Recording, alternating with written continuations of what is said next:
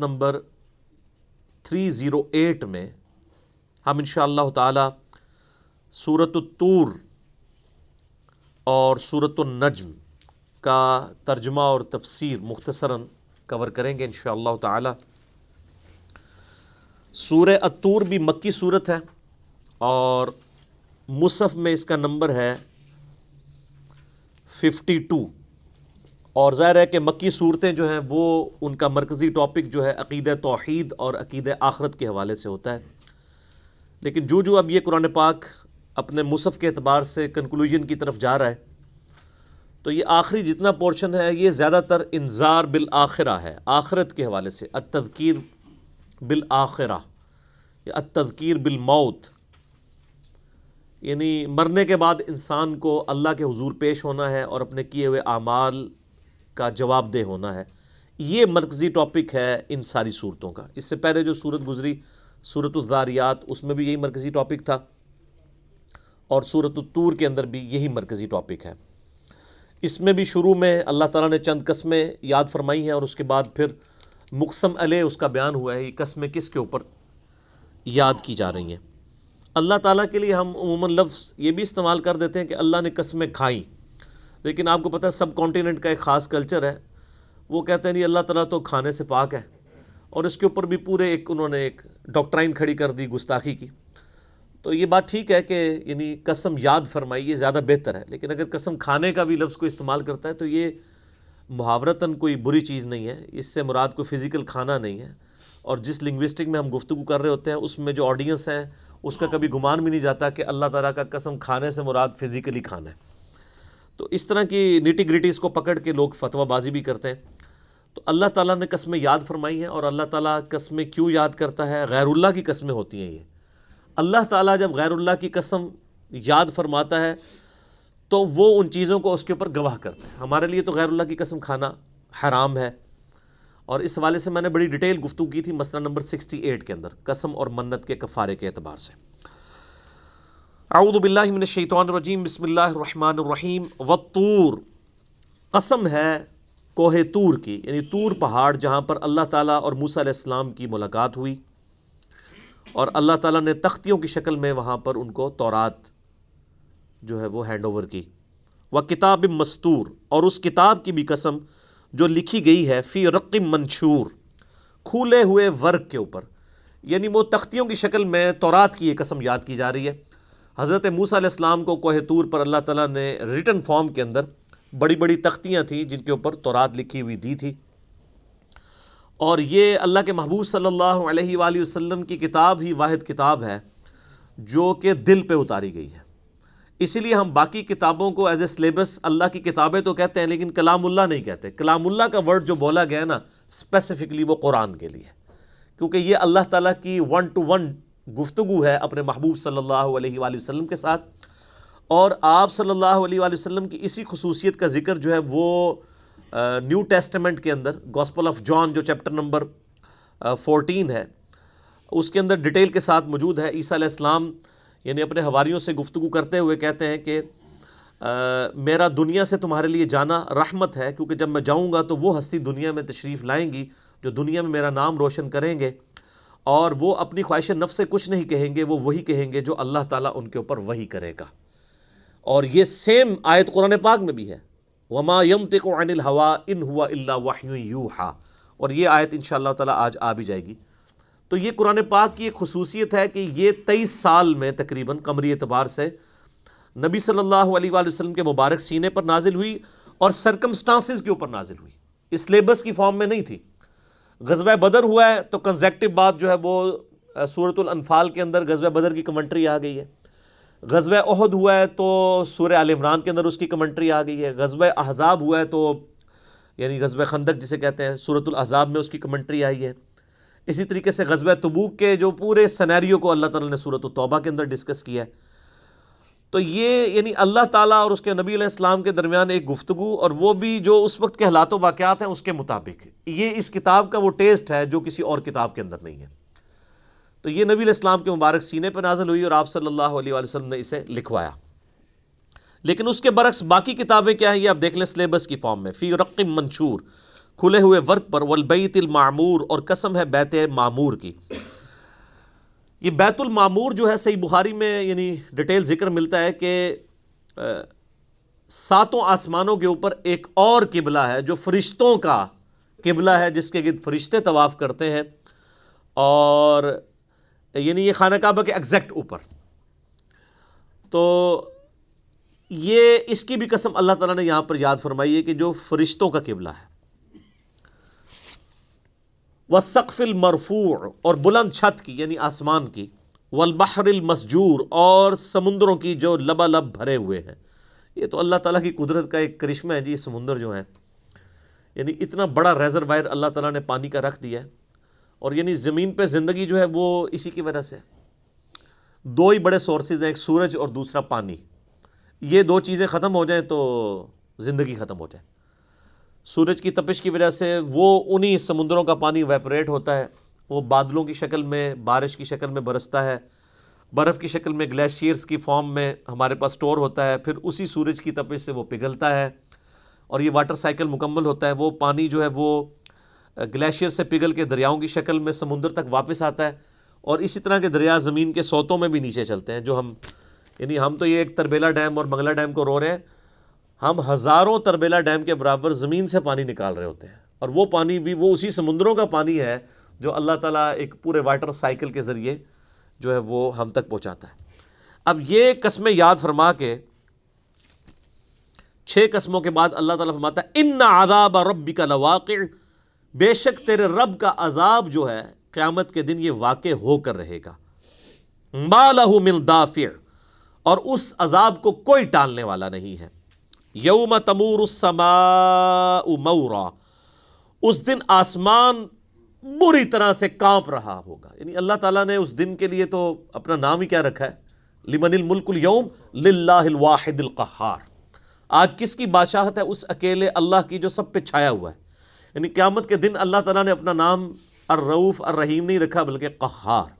ظاہر ہے جی، ہزاروں لاکھوں سال کی انسانی تاریخ میں اللہ تعالیٰ نے لوگوں کو کھلی چھٹی دی، اب پکڑ کا دن ہے تو بڑا سخت دن ہے۔ یہ تو ہمیں انڈیا، پاکستان، بنگلہ دیش، افغانستان کے کلچر میں یعنی پڑھا دیا گیا کہ ایک بس وہ قیامت کا دن بس اسی طریقے سے ہونا ہے، اور جو کچھ بھی ہے تیرے محبوب کی امت سے شفاعت سے بخشش ہو جانی ہے۔ یہ اتنا سیدھا معاملہ نہیں ہے۔ اچھا، ہمیں شفاعت کی تو کہانی کرائی گئی جو بالکل صحیح تھی، لیکن اس کو غلط فارم میں پیش کیا گیا۔ شفاعت بالاذن ہے، اللہ تعالیٰ جس کے لیے چاہے گا۔ اور جو نبی علیہ السلام نے امت کے خلاف شکایت کرنی ہے، وقال الرسول یا رب ان قوم اتخذوا هذا القرآن مہجورا، نبی علیہ السلام شکایت کریں گے سورۃ الفرقان آیت نمبر 30 کہ میری امت نے قرآن کو پیٹ کے پیچھے ڈال دیا تھا۔ شکایت نہیں بتائی گئی جو ہونی ہے، شفاعت تو قسمت والوں کی ہونی ہے۔ وَتَسِيرُ الْجِبَالُ سَيْرًا، اور پہاڑ تیزی سے چلنے لگیں گے، اپنی جگہ چھوڑ دیں گے۔ ظاہر ہے پوری ایک گریویٹیشنل سسٹم ہی ڈسٹرب ہو جائے گا۔ اور پھر آگے چل کے آئے گا وَجُمِعَ الشَّمْسُ وَالْقَمَرُ، پارہ نمبر 28 میں، یعنی جو چاند اور سورج ہیں وہ ایک دوسرے میں مل جائیں گے۔ جب گریویٹیشنل فورس جو ہے آپ کی قوت کشش ثقل یہ ڈسٹرب ہو جائے گی تو پھر یہ پہاڑ کیا یہ اڑتے پھریں گے۔ جس طرح آج بھی آپ وہ سیٹلائٹ اسٹیشنز کے اوپر دیکھیں نا، کتنے بڑے بڑے جو چیزیں ہیں وہ اس طرح اڑتی پھرتی ہیں، کیونکہ وہاں پہ زیرو گریوٹی آلموسٹ۔ تو جب یہ گریوٹی والا معاملہ ڈسٹرب ہو جائے گا، پھر پہاڑ جو ہیں وہ دھنکی ہوئی اون کی طرح بکھرے ہوں گے۔ فَوَيْلٌ يَوْمَئِذٍ لِّلْمُكَذِّبِينَ، پس بربادی ہے اس روز جھٹلانے والوں کے لیے، یعنی جنہوں نے اللہ اور اس کے محبوب صلی اللہ علیہ وآلہ وسلم کو، پیغمبروں کی تعلیمات کو سیریس نہیں لیا، پیغمبروں کو ماننے سے انکار کر دیا یا پیغمبروں کی ماننے سے انکار کر دیا۔ ہمیں تو صرف یہی کہانی کرائی گئی ہے کہ جناب جو پیغمبروں کو نہیں مانتا وہ کافر ہے، جبکہ جو پیغمبروں کی نہیں مانتا وہ بھی کافر ہے، وہ عملاً کافر ہے۔ صحیح مسلم میں انٹرنیشنل نمبر کے مطابق 246 نمبر حدیث ہے کہ بندے کے کفر اور ایمان، شرک اور ایمان کے درمیان فرق نماز ہے۔ نماز نہ پڑھنے والا پاکستان کے شناختی کارڈ میں مسلمان ہے، اللہ کے ہاں وہ مسلمان نہیں ہے، عملاً وہ کافر ہے۔ یہ کافروں والا کام ہے۔ تو اللہ تعالیٰ ہمارا اس دن جھٹلانے والوں کے لیے خرابی ہے۔ الذین هم فی غوض یلعبون، جو محض اپنی تفریح کے لیے فضول باتوں میں لگے رہتے ہیں۔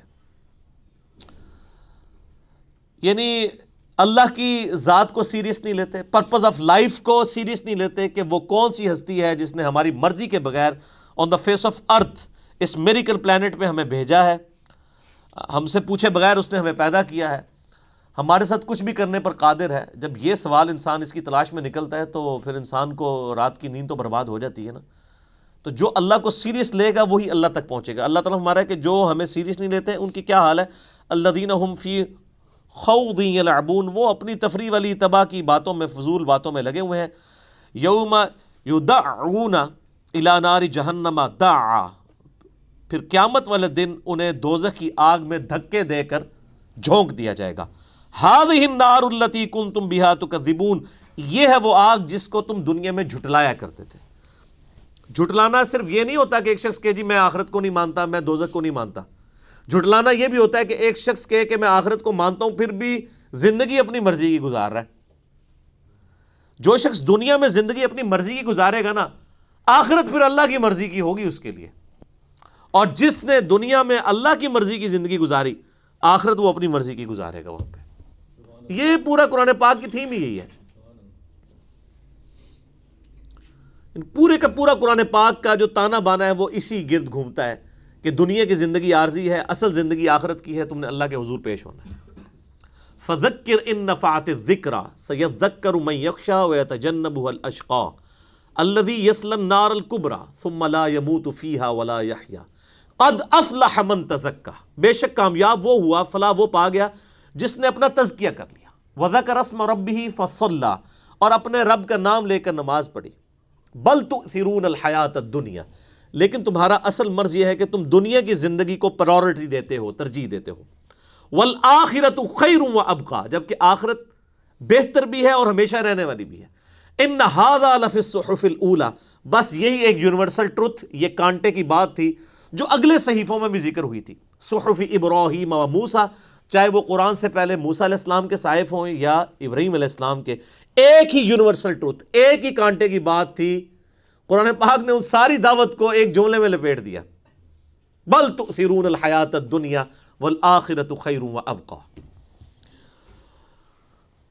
تو اللہ تعالیٰ ماتا ہے اسے پھر دھکے دے کے دوزخ میں پھینکا جائے گا۔ ھذہ النار التی کنتم بہا تکذبون، یہ ہے وہ دوزخ جسے تم جھٹلاتے تھے، چاہے اپنے عمل سے چاہے اپنے عقیدے سے۔ اور معذرت کے ساتھ مسلمان اپنے عمل سے تو دوزخ کو جھٹلا رہے ہیں۔ جسے پتا ہو کہ مجھے دوزخ میں جھونکا جائے گا، پھر اس کی زندگی کیجول نہیں گزر سکتی۔ اللہ اور اس کے رسول صلی اللہ علیہ وآلہ وسلم کا باغی نہیں وہ ہو سکتا۔ افسحر ھذا، کیا یہ جادو ہے؟ ام انتم لا تبصرون، یا تمہیں کچھ نظر ہی نہیں آ رہا؟ یعنی اللہ تعالیٰ کی طرف سے یہ ایک ٹانٹ والی، تانے والی بات کی جائے گی کہ دنیا میں تو یعنی تم قرآن کا مذاق بھی اڑا دیا کرتے تھے، آخرت کے بارے میں تمہارا بڑا کیجول ایٹیچیوڈ تھا، تو اب بتاؤ یہ جادو ہے؟ جب ہمارے نبی علیہ السلام تم پر آیات پڑھا کرتے تھے تو تم کہتے ہیں یہ تو اگلے لوگوں کی کہانی ہے، یہ تو جادوگر ہے، یہ مجنون ہے۔ تو یہ جادو ہے، اب تو فزیکلی آگ سامنے نظر بھی آ گئی۔ آپ دیکھیں اللہ تعالیٰ کتنی مہربانی ہے کہ اس نے مرنے سے پہلے آخرت کی ویڈیو چلا دی ہے کہ آخرت میں یہ کچھ ہونا ہے۔ یعنی یہاں پر ہم جتنے بھی لوگ بیٹھے ہوئے ہیں، ان کو اگر یہ ویڈیو دکھا دی جائے کہ 10 منٹ بعد جب آپ یہاں سے کہیں نکل کے جائیں گے تو روڈ کے اوپر آپ کا ایکسیڈنٹ ہوگا اور آپ کو اپنا ایکسیڈنٹ ہوتا ہوا نظر بھی آ جائے، جناب آپ ادھر سے اٹھیں گے نہیں، تسی کہو گے ساڈی قبر بھی اتنے ہی پڑے جناب، اسی نہیں اتوں لے باہر نکل کے تو میں مر جاؤں گا۔ اور آخرت کی ویڈیو چلائی جا رہی ہے لیکن لوگ کیجول لائف گزار رہے ہیں۔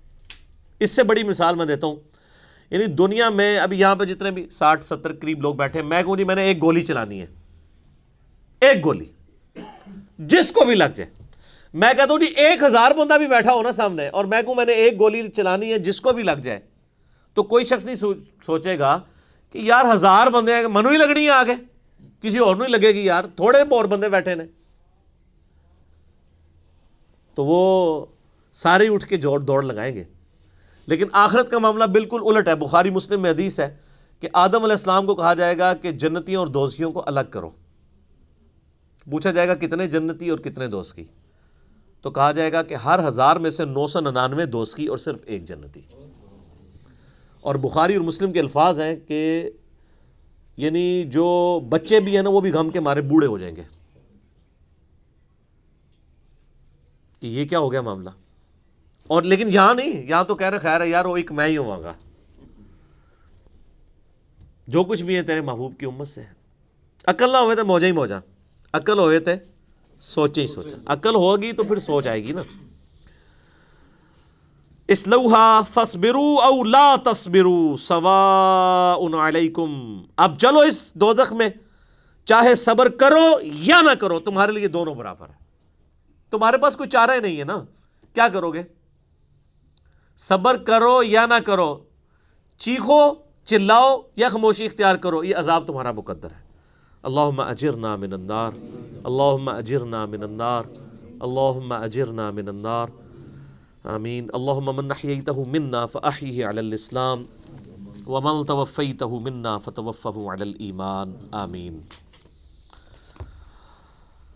انما تجزون ما کنتم تعملون، تمہیں تو بدلہ صرف اسی چیز کا دیا گیا ہے جو تم دنیا میں کیا کرتے تھے، یعنی اللہ نے کوئی تم پر ظلم نہیں کیا، اپنیاں کیتیاں آگے آ گئی ہیں جنہوں پنجابی جیسی کہنے نا، تمہارے اپنے ہی اعمال تمہارے سامنے آ گئے۔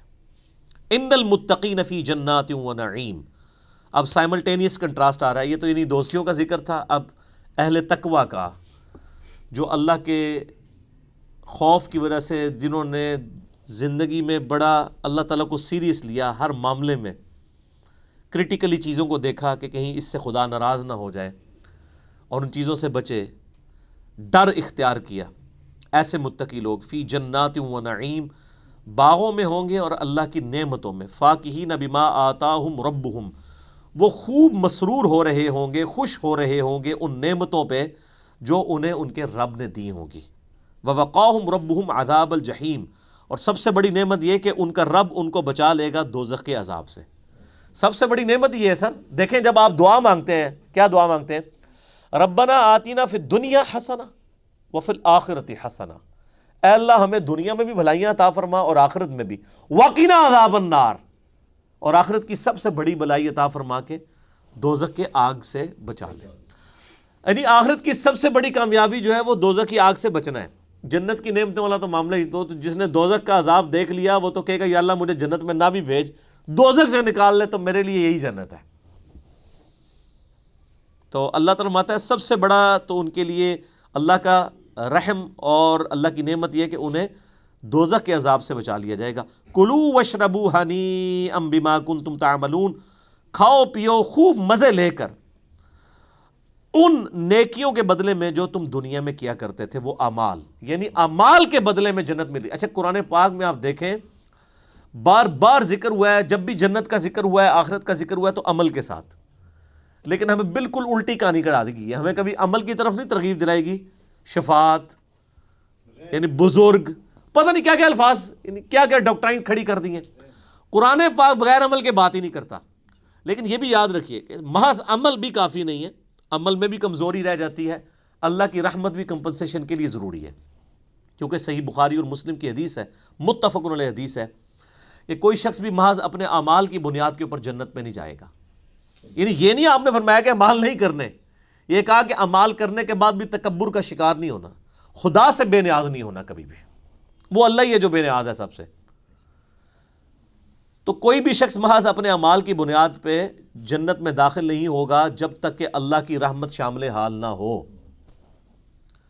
تو ایک صحابی نے بڑی جرت کر کے حضور سے پوچھ لیا، کیونکہ 295 سی نہیں تھی لگی ہوئی ادھر، یا رسول اللہ آپ بھی؟ یہ آج کا کوئی مسلمان پوچھ سکتا ہے حضور سے؟ سر یہی فرق ہے، یعنی جو دین کتابوں میں وہ اور ہے اور جو دین بابوں میں ہے وہ اور ہے۔ یہاں تو آپ امام مسجد سے نہیں پوچھ سکتے کہ سر تنخواہ تو آپ کی 10,000 ہے، یہ گاڑی کہاں سے نکلوائی ہے آپ نے؟ پوری زندگی بھی 10,000 جوڑتے رہے تو آپ یہ گاڑی نہیں نکلوا سکتے۔ اور نبی علیہ السلام سے پوچھا گیا یا رسول اللہ آپ بھی؟ فرمایا ہاں میں بھی، جب تک میرے رب کی رحمت مجھے ڈھانپ نہ لے میں بھی محض اپنے اعمال کی بنیاد پہ جنت میں داخل نہیں ہو سکتا۔ اللہ اکبر کبیرہ والحمد للہ کثیرہ وسبحان اللہ بکرۃ واصیلا۔ تو یہ دونوں چیزیں پیرلل میں، یعنی یہ ایکسٹریم رویے نہیں ہونے چاہیے، اعمال بھی اور اللہ کی رحمت بھی، نبی علیہ السلام کی شفاعت بھی۔ متقین علی سرر مصفوفہ، تکیہ لگائے ہوئے بیٹھے ہوں گے بچھے ہوئے جو چارپائیاں ہیں ان کے اوپر، یعنی وہ جو جنتی ہیں بڑے بڑے چارپائیوں کے اوپر تکیے لگا کے بیٹھے ہوں گے. وَزَوَّجْنَاهُمْ بِحُورٍ عِينٍ، اور ہم انہیں بیاہ دیں گے موٹی آنکھوں والی جو حوریں ہیں ان کے ساتھ. ان کی ڈیٹس کے لیے ترجمہ صاحب کو دیکھ لیں. والذین آمنوا، اور جو لوگ ایمان لائے، واتبعتہم ذریتہم. اب یہ بہت بڑا ایک یونیورسل ٹروتھ ہے جو میں نے اکثر بیان بھی کیا ہے، آج وہ آیات بھی آ گئی ہیں. اللہ تعالیٰ فرماتا ہے کہ جو لوگ ایمان لے کر آئیں گے اور ان کی اولاد نے بھی نیکوکاری کی روش اختیار کی ہوگی، لیکن اولاد کے نیک اعمال اس لیول کے نہیں ہوں گے جس طرح کے ماں باپ کے تھے، یا ماں باپ کے اعمال اس لیول کے نہیں ہوں گے جس طرح کے اولاد کے تھے، دونوں کیسز میں. تو جس کا جنت میں مرتبہ اعلیٰ ہوگا نا، ہم اس کی اولاد کو اس کے ساتھ وہاں پہ ملا دیں گے، اگرچہ وہ نچلے لیول کے ہوں گے، صرف اس کے سبب. ان کے اعمال کو کم نہیں کیا جائے گا. یعنی ایک بندہ جنت کی اگر 1000ویں منزل پہ ہے اور اس کی اولاد جو ہے وہ 30ویں منزل پہ ہے، تو یہ نہیں ہے کہ اس کو کہا جائے کہ آپ اپنے بچوں کے پاس یہاں آ جائے، بڑا شوق ہے تھلے آ جاؤ. نہیں، وہ نیچے والوں کو اللہ تعالیٰ اوپر کر دے گا. یا بچے اوپر تھے، ماں باپ نیچے تھے، تو ماں باپ کو پروٹوکول کے طور پر اوپر کر دی. یہ اللہ تعالیٰ کی رحمت ہے، جو بخاری مسلم دونوں میں حدیث موجود ہے کہ اللہ تعالیٰ نے مخلوقات کی پیدائش سے پہلے اپنے پاس عرش پہ یہ عبارت لکھ لی تھی کہ میری رحمت میرے غضب پر بھاری ہے. یہ رحمت کا تقاضا ہے. اچھا، ہمارے انڈیا پاکستان میں رحمت کا تقاضا یہ ہے کہ مرضی دونوں جان ہی مٹھے باؤ، یعنی دونوں، یعنی ادھر بھی یاشی اور آگے بھی یاشی. حالانکہ وہاں یہ کہ آپ ڈیٹم لیول کے اوپر پاسنگ مارکس تو لیں، پھر اللہ تعالیٰ آپ کو بلند درجہ بھی عطا کر دے گا. یعنی بچے بھی پاس ہو کے جنت میں پہنچے ہوں گے سر، وہ یہ نہیں ہے کہ دوزخ سے نکالے جا رہے ہوں گے. پاسنگ مارکس ان کے پاس ہوں گے، لیکن ماں باپ کے پروٹوکول میں یا ماں باپ کو بچوں کے پروٹوکول میں اوپر کے درجے کی جنت میں لے جایا جائے گا. یہ بہت بڑی اللہ تعالیٰ کی طرف سے کرم نوازی ہے. یہ اس کا ذکر ہے. والذین آمنوا، جو لوگ ایمان لائے، واتبعتہم ذریتہم بایمان، اور ان کی اولاد نے بھی ایمان کے ساتھ ان کی اتباع کی. الحقنا بہم، ہم الحاق کر دیں گے، ملا دیں گے، ذریتہم، ان کے ساتھ ان کی اولاد کو. وما التناہم من عملہم من شیء، اور ہم ان جو ماں باپ ہوں گے جن کا اونچا درجہ ہوگا ان کے اعمال میں سے کوئی کمی نہیں کریں گے، بلکہ ان کی اولاد کے مرتبے کو بڑھا کے ان تک کر دیں گے. کل امرئ بما کسب رہین، ہر شخص اس چیز کا اسیر ہوگا جو اس نے دنیا میں اعمال کیے ہوئے ہوں گے. یعنی اعمال کے مطابق، یعنی اگر کوئی جنت میں پہنچا ہے تو اپنے اعمال کے سبب، اگر کوئی دوزخ میں جکڑا ہوا ہے تو اپنے اعمال کے سبب، اپنے اعمال کا گروی ہوگا. یہ رہین کا صحیح اپروپریٹ ٹرانسلیشن بنے گی گروی. اگر اس نے اچھے اعمال کیے ہوئے ہیں تو وہ اچھے اعمال کے سبب جنت میں پہنچ جائے گا، اور اگر برے اعمال کیے ہوئے ہیں تو برے اعمال کے سبب دوزخ میں پہنچ جائے گا. والعیاذ باللہ تعالی. وَأَمْدَدْنَاهُمْ بِفَاكِهَةٍ وَلَحْمٍ مِّمَّا يَشْتَهُونَ، اور ہم مسلسل انہیں دیتے رہیں گے میوے اور گوشت جو وہ پسند کریں گے.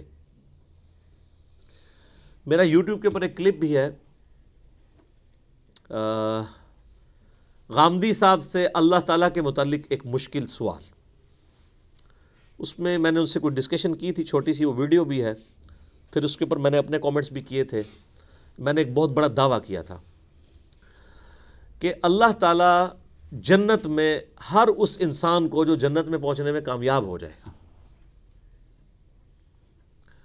اللہ تعالیٰ اسے ایک منی خدا بنا دے گا. خالق اور مخلوق کا فرق اپنی جگہ رہے گا. کن فیکون کس کی خوبی ہے؟ خدا کی. یہاں بھی انسان کے اندر خدا بننے کا جذبہ تو موجود ہے نا، انسانوں نے ہی خدائی کے دعوے کیے ہوئے نا. یہ خواہش جنت میں پوری ہوگی کہ انسان جو خواہش کرے گا نا وہ اس کے سامنے آ جائے گی. لیکن اس کے لیے ضروری ہے کہ یہ دنیا اللہ کی مرضی کی گزارنی ہے. دنیا میں بھی اگر آپ کو وہ چیزیں مل جائیں جو جنت میں ملنی ہے تو خدا کبھی بھی انسان کی ضرورت نہ رہتا. یعنی اگر انسان کو موت نہ آئے، نمبر 1، نمبر 2 اس کو کوئی پریشانی نہ آئے، نمبر 3 اس کے اوپر بڑھاپا نہ آئے، خدا اس کی ضرورت ہی نہیں ہے، کوئی ٹینشن ہی نہیں. سب سے بڑا مسئلہ ہی ہمارا موت ہے کہ مر جاتا ہے انسان. اگر انسان مرے نہ، اسے کوئی پریشانی نہ آئے، اس میں بڑھاپا نہ آئے، تو سر خدا تو اس کی ضرورت نہیں ہے.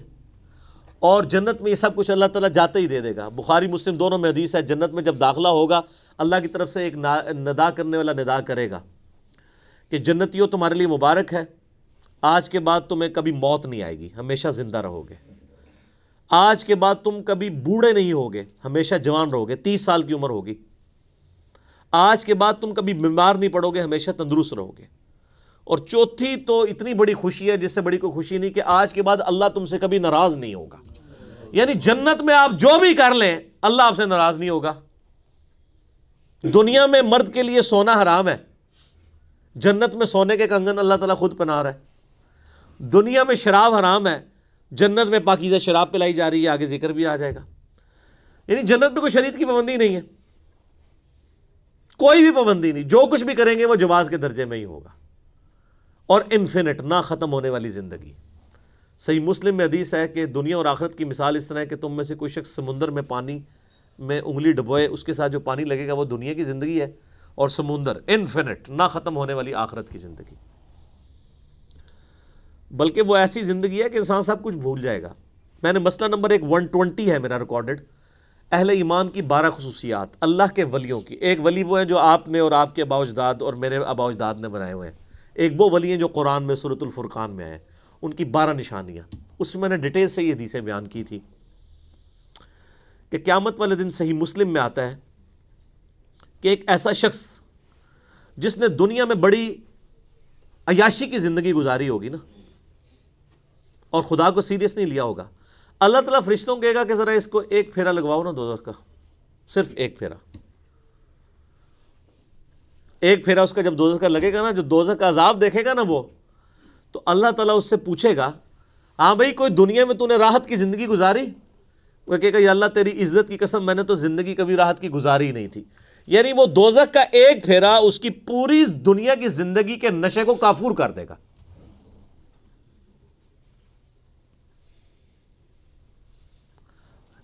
اب اللہ تعالیٰ ایک مفلس شخص کو بلائے گا جس نے دنیا میں حلال و حرام کی تمیز کے ساتھ بڑی مشکل زندگی گزاری ہوگی، قدم قدم پہ اسے تکلیف آئی ہوں گی۔ اللہ تعالیٰ کہ فرشتوں ذرا ایک پھیرا اسے جنت کا لگواؤ نا۔ جنت کا ایک پھیرا لگے گا، پھر اللہ تعالیٰ پوچھے گا ہاں بھی کوئی دنیا میں تکلیف دیکھی؟ کہے گا نہیں اللہ کوئی تکلیف نہیں دیکھی، کیونکہ وہ آسائش اتنی بڑی ہے کہ انسان، یعنی دنیا میں بھی آپ دیکھ لیں، جو یعنی بچے، ہم یونیورسٹی میں ہمیں یاد ہے کہ ہم کتنی یعنی محنت سے پڑھا کرتے تھے، پھر جب پوزیشن آ جاتی تھی تو مجھے آج تو یاد بھی نہیں ہے، میں نے انجینئرنگ یونیورسٹی سے فارغ ہوئے بھی آپ سمجھ لیں آلموسٹ 20 سال ہونے والے ہیں۔ اس وقت تو لگتا ہے زندگی ختم ہی کبھی نہیں ہوگی، اور آج میں اپنی وائف سے اگلے دن بات کرتا مجھے تو یاد بھی نہیں آیا کہ میں 5 سال ہاسٹل میں بھی رہا ہوں، سب کچھ بھول بھال گیا۔ ٹھیک ہے، تو انسان جب ایک دنیا میں بھی کوئی رزلٹ مل جائے نا تو انسان پرانی ساری زندگی کو بھول جاتا ہے، اور آخرت تو صرف اس کا تو کمپیریزن ہی کوئی نہیں ہے۔ اچھا، اس میں یہ بھی پتہ چلا جو کہتے ہیں ایک پھیرا لگے گا جی پھر تو جنت پہنچ ہی جانا ہے نا، وہ ایک پھیرے میں سب کچھ بھول جائے گا۔ اور یہ پتہ نہیں کس نے ان کو کہانی کرائی ہے کہ یہ پھیرا سمجھ رہے کہ 1 سیکنڈ کے لیے ہوگا۔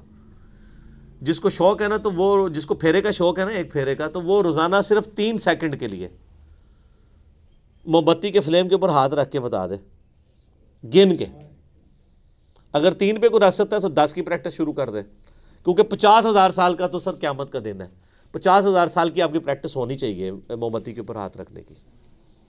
اور وہاں تو ہاتھ والا معاملہ بھی نہیں، کیا کچھ ہونے والا ہے۔ بخاری مسلم میں حدیث ہے کہ آخرت کی آگ جو ہے دنیا سے 70 درجے تیز ہے۔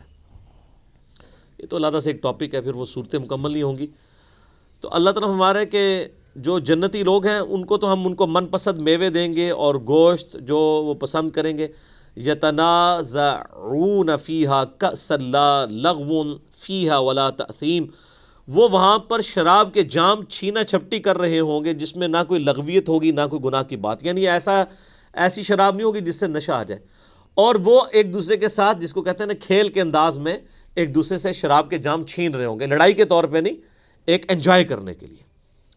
وَيَطُوفُ عَلَيْهِمْ غِلْمَانٌ لَهُمْ، اور ان پر جو ٹیبل بوائز، جس طرح یہاں بھی یعنی آپ بڑے ہوٹلوں میں چلے جائیں تو وہ بیرے پھر رہے ہوتے ہیں جن کو ٹیبل بوائز کہتے ہیں، اللہ تعالیٰ ماتا ہے وہاں پہ بھی جو ہیں وہ خوبصورت غلام جو ہیں ان کے وہاں پر یعنی ہر وقت حاضر ہوں گے ان کے پاس، کأنہم لؤلؤ مکنون، گویا کہ موتی ہوں، اتنے خوبصورت۔ وہ ہر وقت خدمت میں ہوں گے. وَأَقْبَلَ بَعْضُهُمْ عَلَى بَعْضٍ يَتَسَاءَلُونَ. اب جنتی ایک دوسرے سے متوجہ ہو کر ایک دوسرے سے وہاں پہ ڈسکشن کریں گے. یعنی جنت میں پہنچ گئے ہیں تو اب وہ دنیا کی زندگی کو یاد کر رہے ہیں. یہ اب وہ یعنی فلم چل رہی، دیکھ لیں سر، وہاں جو کچھ ہونا ہے وہ یہاں پہ فلم چلائی جا رہی ہے. تو جنتی بعض سے گفتگو کرتے ہوئے پوچھیں گے قالوا انا كنا قبل فی اہلنا مشفقین.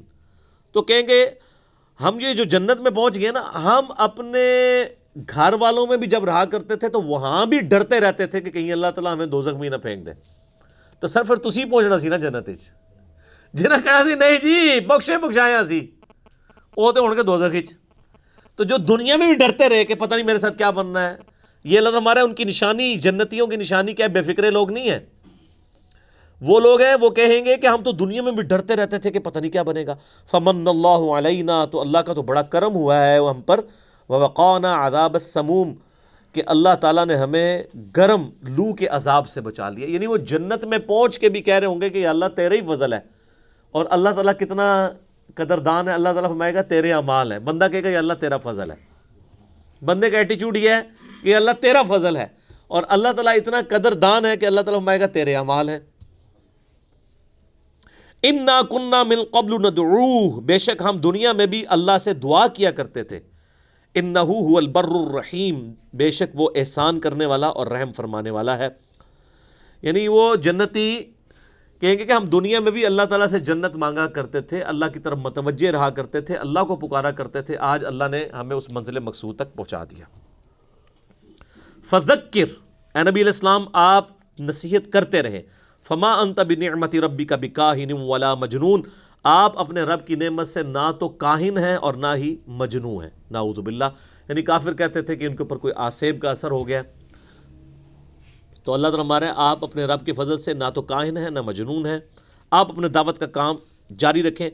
ام یقولون شاعر، کیا یہ کہتے ہیں کہ یہ شاعر ہے؟ نتربص بہ ریب المنون، اور ہم انتظار کر رہے ہیں اس کے متعلق گردش زمانہ کا. یعنی یہ کہتے ہیں کہ ایک وقت آئے گا یہ بھی تو مر جائے گا، جان چھوٹ جائے گی. نعوذ باللہ نبی علیہ السلام کے بارے میں. تو اللہ تعالیٰ فرماتا ہے قل تربصوا فانی معکم من المتربصین، تم تو میری موت کا انتظار کر رہے ہو نا، تو بس پھر انتظار کرتے رہو، میں بھی کسی انتظار میں ہوں.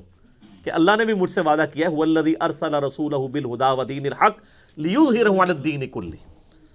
وہی اللہ ہے جس نے اپنے محبوب علیہ السلام کو الہدا یعنی قرآن کے ساتھ اور دین حق کے ساتھ مبعوث کیا تاکہ تمام ادیان پر غالب کر دے. تو اللہ تعالیٰ نے یہ غلبہ فرمانا ہے، تو تم تو اس انتظار میں ہو نا کہ میری موت آ جائے. میں بھی انتظار میں ہوں کہ اللہ تعالیٰ مجھے غلبہ دے گا. پھر دیا ہے نا سر، اذا جاء نصر اللہ والفتح ورأیت الناس يدخلون فی دین اللہ افواجا.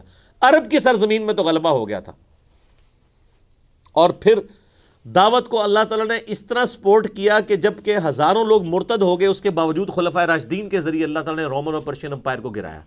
دنیا میں بڑے بڑے لیڈرز آئے ہیں نا، تو انقلاب ان کی زندگیوں میں آئے ہیں.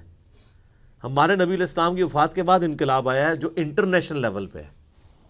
یہ اس بات کا ثبوت ہے کہ اللہ کی غیبی مدد تھی، ورنہ تو آپ علیہ السلام کا سٹیٹس بھی ایک جنگجو والا ہوتا.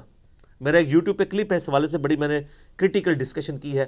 محمد صلی اللہ علیہ وآلہ وسلم was not a warrior but the prophet of God. وہ ایک واریر جنگجو نہیں تھے بلکہ وہ خدا کے پیغمبر تھے. ایک جنگجو اور ایک پروفٹ میں کیا فرق ہوتا ہے، اس حوالے سے میں نے ڈسکشن کی. آج میں اسے سکپ کرتا ہوں. تو تم بھی انتظار کرو، میں بھی انتظار میں ہوں. ام تأمرہم احلامہم بہذا ام ہم قوم طاغون، کیا ان کی عقلیں ان کو یہی سکھاتی ہیں کہ وہ اس قسم کی روش اختیار کریں، یا یہ لوگ ہی سرکشی پہ اترے ہیں؟ ام یقولون تقولہ بل لا یؤمنون، کیا یہ کہتے ہیں کہ قرآن اس نبی نے خود سے گھڑ لیا ہے؟ نہیں، بلکہ در حقیقت یہ بے ایمان لوگ ہیں. اصل میں یہ اپنی مرضی کی زندگی گزارنا چاہتے ہیں، پھر لیم ایکسکیوز انسان ڈیوائز کرتا ہے. یہ دنیا میں بھی جتنے لوگ ڈینائل آف گاڈ کر رہے ہیں، یہ کیوں کر رہے ہیں؟ اپنی مرضی کی زندگی گزارنے کے لیے. میری مرضی، میری خواہشات کے درمیان سب سے بڑی رکاوٹ ہی خدا ہے. اگر خدا کو میں ہٹا لوں تو میں اپنی مرضی کی زندگی گزار سکتا ہوں. یہ ہر وقت جو تلوار لٹکی ہوئی ہے میرے اوپر، یہ کرنا ہے یہ نہیں کرنا، دنیا کا قانون تو آپ کو ایک خاص درجے تک ہی برائی سے روک سکتے ہیں نا. خدا کی جو اکاؤنٹیبلٹی ہے، وہ جو تلوار ہر وقت میرے اوپر لٹکی ہوئی ہے، جو میں علیحدگی میں بھی ہوں تو ہر وقت پریشانی کی زندگی گزار رہا ہوں کہ میں نے یہ کرنا ہے اور یہ نہیں کرنا. یہ جو اکاؤنٹیبلٹی کی تلوار ہے یہی تو انسان کا قبلہ درست رکھتی ہے. تو اللہ تعالیٰ فرماتا ہے یہ اصل میں ایمان نہیں لانا چاہتے, اس کے لیے پھر انہوں نے یعنی یہ جھوٹے بہانے گڑھ لیے ہیں. کبھی کہتے ہیں شاعر ہے, کبھی کہتے ہیں یہ مجنون ہے, کبھی کہتے ہیں یہ ماری جائے گا. تو پھر دیکھی جائے گی, ہم بھی یعنی اس کے انتظار کر رہے ہیں گردش زمانہ کا. تو اللہ تعالیٰ ہمارا فَلْيَأْتُوا بِحَدِيثٍ مِثْلِهِ إِن كَانُوا صَادِقِينَ, اگر تم سچے ہو تو اس طرح کی کوئی کتاب ہی لے آؤ. تم اگر سمجھتے ہو کہ یہ انہوں نے خود, حالانکہ خود مانتے بھی تھے, سورہ یونس میں آیت نمبر 15 میں آتا ہے, نبی ان سے فرماؤ میں اتنا عرصہ تم میں رہا ہوں, کیا تم نے اس سے پہلے کوئی حکمت کی اس طرح کی باتیں مجھ سے سنی تھی؟ اچانک یہ کون سی ایسی تبدیلی آئی ہے کہ میں ایسا کلام لے کے آؤں کہ بڑے بڑے شعراء نے کلام پھاڑ دیے؟ تو اگر تم سمجھتے ہو کہ یہ کلام تم بھی کہہ سکتے ہو, میں نے کسی فلاسفر کی شاگردگی نہیں کی, میں نے کسی شاعر کی شاگردگی نہیں کی ہے, اس کے باوجود میرے کلام نے زیر و زبر کر دیا ہے بڑے بڑے شعراء کو, اور آج تو ہم کہہ سکتے ہیں نا کہ پوری دنیا کو, تو تم بھی اس طرح کی کتاب بنا کے لے آؤ. ان کانوا صادقین, اگر تم سچے ہو. ام خلقوا من غیر شیء ام هم الخالقون, کیا وہ بغیر کسی کے پیدا کیے ہوئے ہی پیدا ہو گئے ہیں یا وہ خود اپنے خالق ہیں؟ ہائے ہائے ہائے, یعنی اللہ تعالیٰ ہمارا اگر یہ تخلیق ہوئے ہیں تو یہ بتائیں نا انہوں نے خود اپنے آپ کو پیدا کیا ہے؟ اگر خود نہیں پیدا کیا تو پھر کسی نے پیدا کیا ہے, تو جس نے پیدا کیا ہے اس کے سامنے تمہاری اکاؤنٹیبلٹی ہے. ام خلقوا السماوات والارض, کیا انہوں نے آسمانوں اور زمین کو انہوں نے پیدا کیا؟ بل لا یوقنون, لیکن حقیقت بات ہے یہ یقین سے محروم ہو چکے ہیں. ام عندهم خزائن ربک, کیا ان کے پاس آپ کے رب کے خزانے ہیں؟ ام هم المسیطرون, کیا انہوں نے ہر چیز پر تسلط جما لیا ہوا ہے؟ ام لہم سلم یستمعون فیہ, کیا ان کے پاس کوئی سیڑھی ہے جس سے یہ خفیہ باتیں کوئی فرشتوں کی سن لیتے ہیں؟ فلیأتی مستمعہم بسلطان مبین, اگر ایسا ہے تو لائیں کوئی روشن دلیل ان کے پاس ہے تو. ام لہ البنات ولکم البنون, ظالموں کیا اللہ کے لیے بیٹیاں تجویز کرتے ہو اور اپنے لیے بیٹے؟ اچھا وہ فرشتوں کو کہتے تھے یہ اللہ کی بیٹیاں. سورہ زخرف میں آتا ہے, اللہ فرماتا ہے کہ تمہارا اپنا حال یہ ہے کہ تمہیں کو بتایا نا تمہارے گھر بیٹی ہوئی ہے تو تمہارے چہرے لٹک جاتے ہیں, اور خدا کے بارے میں جس کو تم خدا مانتے بھی ہو, خدا کو تو مانتے تھے, 7 چھوٹے خداؤں کو شریک ٹھہراتے تھے, اس کے لیے تم نے بیٹیاں تجویز کی ہوئی ہیں. خود بیٹی لینے کے لیے الٹا تم بیٹیوں کو زندہ درگور کر دیتے ہو, تو کہتے ہو فرشتے اللہ کی بیٹی ہیں اور اپنے لیے بیٹے پسند کرتے ہو. ام تسألہم اجرا فہم مغرم مثقلون, کیا اے نبی الاسلام آپ نے ان سے کوئی اجرت مانگ لی ہے اس دعوت و تبلیغ کے بدلے میں؟ کوئی آپ نے ان سے پیسہ مانگ لیا ہے, کوئی دنیاوی منفعت مانگ لی ہے کہ جو ان کے لیے دعوت حق قبول کرنا بوجھ بن گیا ہے؟ اس سے بھی آپ یہ دیکھ لیں جناب کہ دین کا کام بے لوث ہی ہوتا ہے. اس چیز کا بار بار قرآن پاک میں emphasize کیا گیا. یعنی مجھے ڈاکٹر سراج صاحب کی بات یاد آئی, وہ اکثر کہا کرتے تھے کہ علماء حق اور علماء سو کو چیک کرنے کا طریقہ بڑا آسان ہے. لوگ تو کہتے ہیں کون ہے, وہ تو بریلوی کہہ دیتے ہیں کہ جی وہ ہمارے علماء حق ہیں, دیوبند کے علماء سو ہیں, اور دیوبند والے کہتے ہیں بریلوی ہیں, اہل حدیث ان کے بارے میں, یا اہل حدیث کے بارے میں, سنی شیعہ کے بارے میں, شیعہ سنی کے بارے میں. ایک دوسرے کے بارے میں تو چھوڑ دیں, آپ اپنے جن علماء حق کو حق سمجھتے ہیں نا ان کے لیے لٹمس ٹیسٹ ہے بڑا آسان سا, اور یہ قرآن پاک کی روشنی میں انہوں نے بیان کیا کہ جو شخص اپنے دینی کیریئر کے بعد کروڑ پتی ہو کے مرا ہے نا تو سمجھ لیں وہ علماء سو میں سے ہے, اس نے دین سے اتنا کچھ کما لیا. اور جو بندہ اپنی دینی کیریئر کے بعد ایک سبسسٹنس لیول کی لائف کے اوپر مرا ہے تو آپ سمجھ لیں وہ علماء حق میں سے ہے. ہمارے نبی الاسلام کی مبارک زندگی اعلان نبوت سے پہلے ایک لگژریس لائف تھی. مکے کی امیر ترین عورت جس کی بیوی ہو اور وہ تاجر بھی ہو, تجارت یعنی نبی الاسلام کیا کرتے تھے. آپ کی تو بڑی لگژریس لائف تھی, لیکن اعلان نبوت کے بعد جب اللہ تعالیٰ نے بعد میں فتوحات بھی دے دی, غزوہ خیبر کے بعد تو بڑے معاملات, یعنی مسلمانوں کے پاس بہت مال بھی آ گیا. لیکن بخاری مسلم دونوں میں حدیث ہے, عائشہ کہتی ہیں کہ حضور کی وفات تک, وفات تک ہمارا یہ حال تھا کہ بعض اوقات 1 مہینے, بعض اوقات 2 مہینے, بعض اوقات 3 مہینے تک گھر میں چولہا نہیں جلتا تھا, 2 کالی چیزوں پر, کھجور اور پانی کے اوپر گزارا ہوتا تھا. اور سر یہ کھجوریں بھی آپ یہ نہ سمجھیے گا کہ ٹوکریوں کی ٹوکریاں تھیں, 2 کھجوریں صبح اور 2 شام کے وقت, اور 1 میٹھے پانی کا پیالہ صبح اور 1 شام کے وقت, بس. یہ درمیان والا کھانا تو ہے ہی کوئی نہیں نا اسلام میں. اسلام میں تو کھانا ہی 2 ٹائم کا ہے, اور وہ بھی اس طرح کا. تو آپ علیہ السلام اپنے دینی کیریئر, اور تو حدیث کتنی مشہور ہے, بخاری اور مسلم کی حدیث ہے, جب نبی علیہ السلام اپنی بیویوں سے ناراض ہو گئے تھے, نان و نفقے کے مسئلے کے اوپر ناراض ہوئے تھے نا, 1 مہینے کے لیے. تو سیدنا عمر ملنے کے لیے گئے, چٹائی پہ کے نشان جسم پہ لگے ہوئے تھے, یعنی آپ نے کرتا بھی نہیں تھا پہنا ہوا, صرف تہمت تھی. رو پڑے, آپ اللہ کے رسول ہیں, کیسر و کسرا تو دنیا کی دولتیں لوٹ رہے ہیں, اور آپ اللہ کے رسول اس حال میں. تو آپ نے کیا فرمایا تھا, اے عمر لگتا ہے دنیا کی حقیقت تم پہ ابھی بھی نہیں کھلی, کیا تم اس پہ راضی نہیں ہو کہ کیسر و کسرا دنیا کے مزے لوٹیں اور ہم آخرت کی سعادت.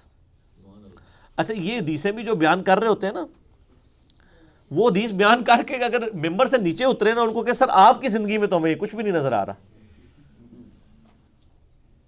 میں اکثر کہتا ہوں, یہ آپ کو اکثر واقعہ سنا رہے ہوتے ہیں, جی حضرت عمر کو سلمان فارسی نے بھرے مجمع میں پوچھا کہ ہم آپ کی جمعے کی تقریر بعد میں سنیں گے, پہلے آپ یہ بتائیں کہ آپ نے اپنے ایک لباس کہاں سے سلوایا. مال غنیمت میں ہر شخص کو 1 چادر ملی تھی, آپ کو بھی 1 چادر ملنی چاہیے تھی, آپ کا لباس تو 2 چادروں کے بغیر بنتا نہیں ہے, تو یہ آپ نے دوسری چادر کہاں سے لی ہے؟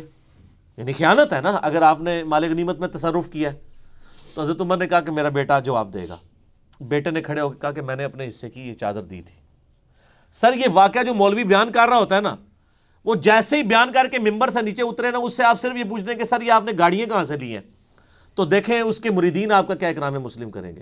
تو سر یہ آپ کہانیاں کراتے ہیں ممبروں پہ آ کے, یہ واقعات بیان کرنا چھوڑیں آپ, یہ بہت بڑی 2 نمبری کر رہے ہیں آپ. یہ واقعات صرف چسکے لینے کے لیے بیان کرتے ہیں, اپنی زندگیوں میں ان کے ہے نہیں ہیں.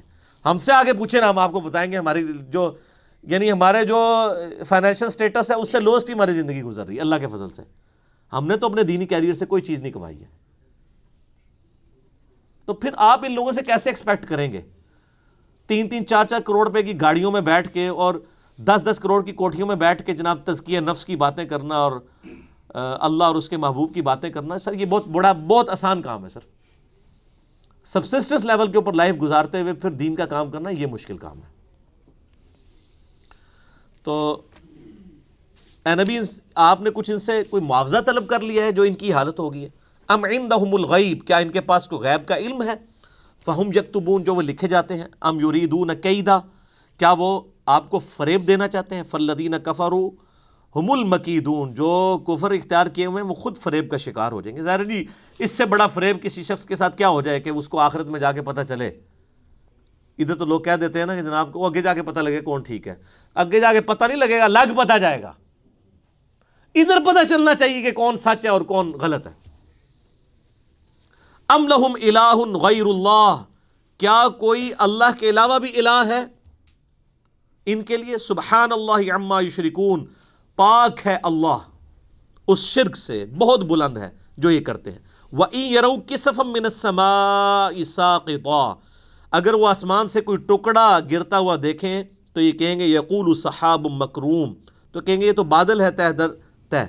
فذرهم حتى يلاقوا يومهم الذي فيه يصعقون, تو اے نبی ان کو ان کے حال پر چھوڑ دیجئے جس وہ اپنے اس دن کو پا لیں جس دن وہ غش کھا کر گر پڑیں گے. یعنی یہ سیم حال ہوا تھا قوم عاد کے ساتھ بھی کہ ان پہ اللہ تعالیٰ نے بہت گرمی بھیجی, پھر ایک بادل نمودار ہوا, وہ ساری قوم اس بادل کے نیچے آگے کھڑی ہو گئی کہ اس میں سے بارش برسے گی, اس میں سے آگ نکلی.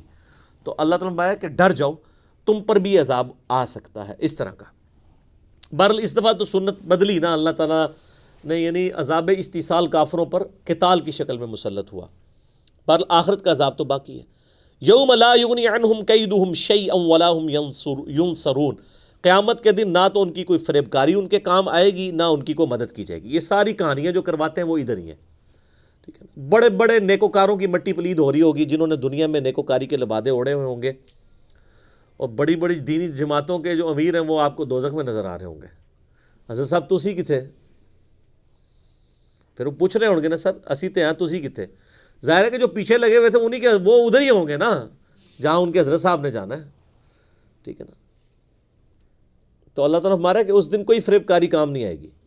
صحیح مسلم میں حدیث ہے کہ اللہ تعالیٰ تمہاری شکلوں اور مال کو نہیں دیکھتا, دلوں اور اعمال کو دیکھتا ہے.